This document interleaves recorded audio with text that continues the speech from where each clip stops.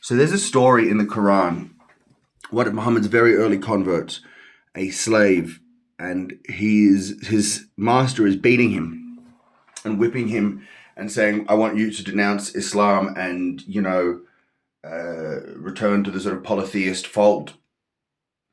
And the slave's like, "No, I'm not going to. Just keep whipping me. Do what you're going to do. La ilaha illallah wa Muhammad Rasulullah," right?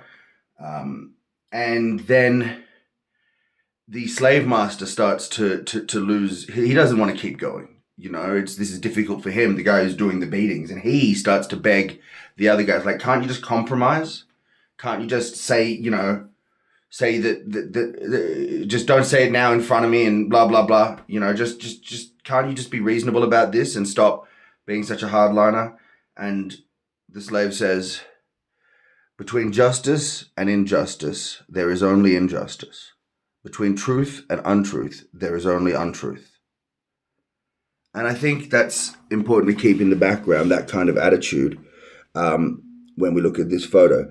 It's because a lot of people on my timeline are disappointed when they saw this today. This came out, Zohran Mamdani having lunch with AOC, saying, she's a sellout, and the fact that he's hanging out with her means he's going to sell out too.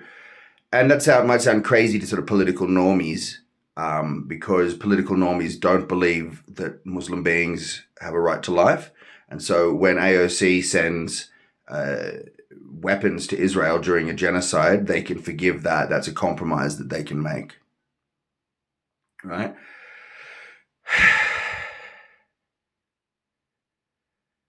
She took ages to call it a genocide. So did Bernie Sanders.